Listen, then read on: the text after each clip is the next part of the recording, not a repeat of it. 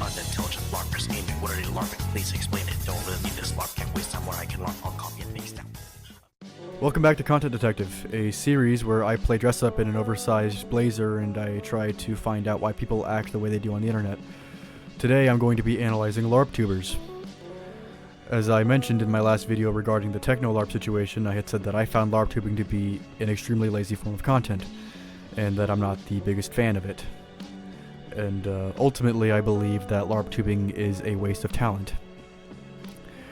The argument that might come up against that statement would be, how is it lazy? It takes a lot of skill to emulate someone's editing style one-to-one. And my rebuttal to that would be, if they are so talented, then why aren't they just being themselves?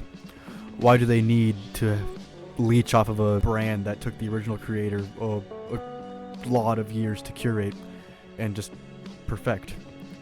If the talent was all about the editing style, then surely these LarpTubers can also put their own spin on the editing style that they're emulating and make it their own, so they can be their own YouTuber, no?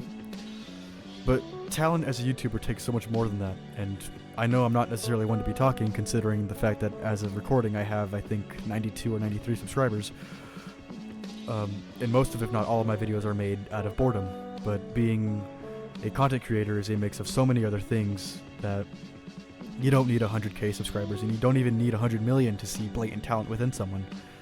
So when that talent is being wasted on LarpTubing, I just can't help but feel disappointed.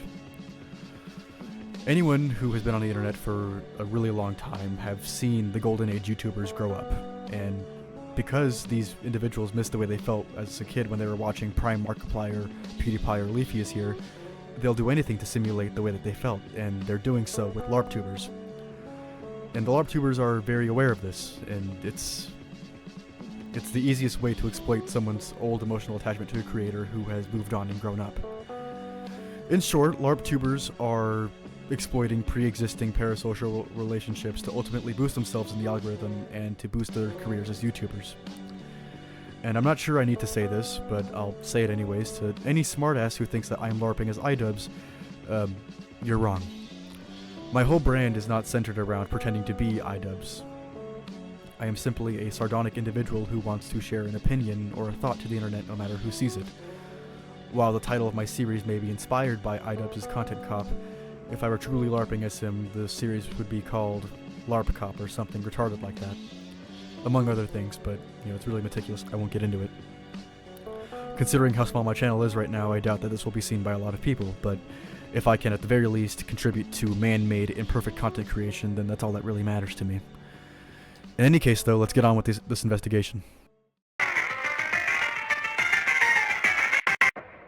The big question that I have for this investigation is, why LARP as a popular YouTuber if these individuals clearly have the talent and the strive and the motivation to become a content creator?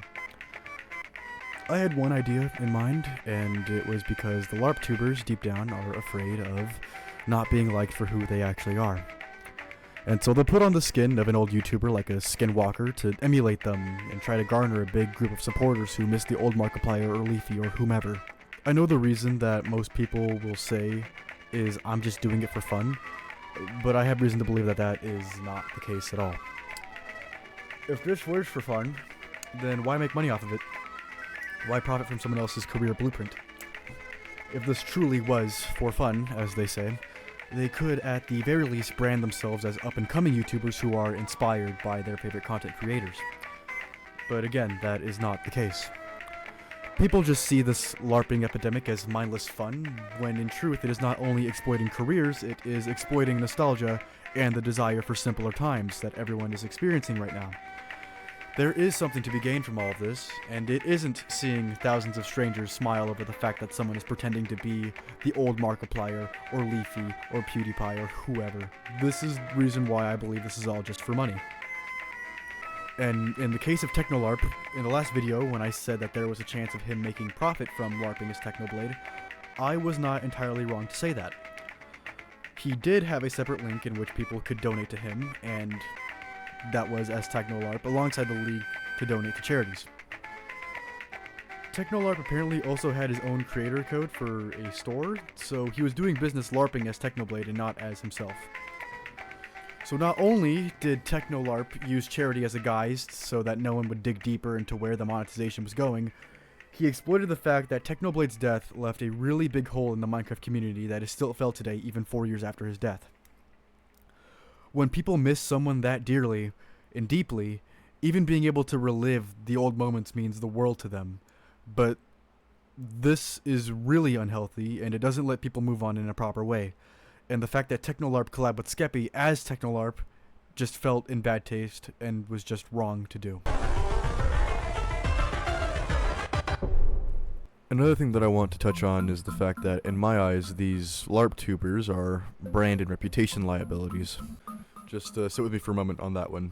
Say a LarpTuber is outed as a racist, then a journalist who is lazy and just wants to write a hit piece will associate the original creator with this LARPer, and it'd be a whole mess of, well, if this person emulating you was, saying these things, and they had to have gotten it from you.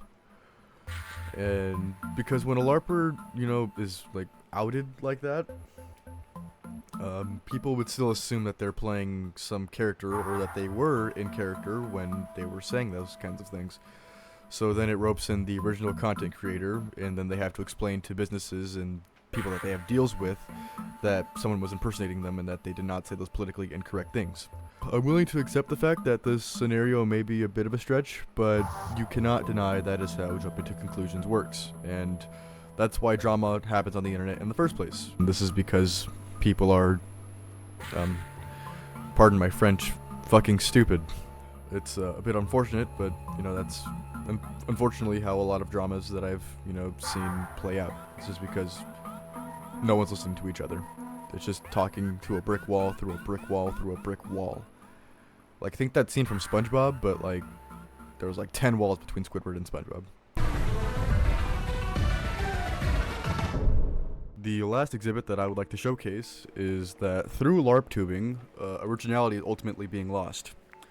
If anyone could make a career through pretending to be Markiplier, PewDiePie, iShowSpeed, Leafy is here, Technoblade, Penguin Z0, then why shouldn't everyone flood the internet with impersonators?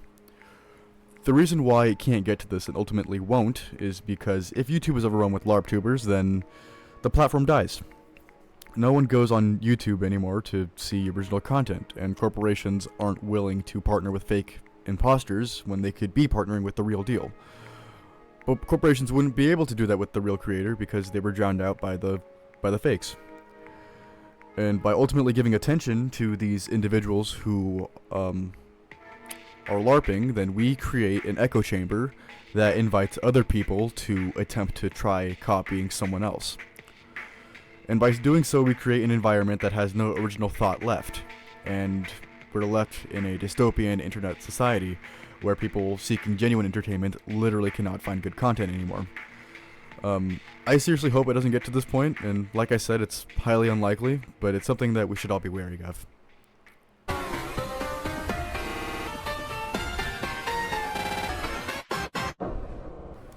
And so, with that, I arrive at the verdict that maybe I hate having fun. Whether that's true or not, you cannot deny that LARPtubing is unoriginal. But is that the joke? That it isn't original content? I then have to ask, why don't we care more?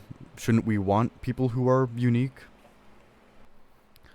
The true verdict I arrived at is that LARPtubers are LARPing because they know they can exploit old emotional attachments people on the internet had for an old creator who simply are no longer who they used to be. These LARPers can emulate someone one-to-one and make others on the internet fall back in love with their old favorite content creators. And, I would want nothing more than to see an old content creator like Popular MMOs or PewDiePie go back to their roots just for one video. But I know they won't ever do that, because it would come off as the way these LARPtubers are coming off to me. It would come off as disingenuous, it would be nostalgia bait, it would be emotional manipulation, it would not be genuine. While it serves as paying homage to the community they built, these content creators know that not everyone will see it that way. And that's why we aren't ever going to get back the old Pewds. We aren't getting the old Jacksepticeye back. The people that we grew up watching won't ever be the way they used to be. And try as we might, we'll never recreate those feelings that we had back then. And so we're better off just going back through their channels and watching their old content. Hey, what's going on, guys? Thank you for watching. If you made it this far, please consider liking and subscribing. And yeah, I'll see you guys in the next one. Peace, peace.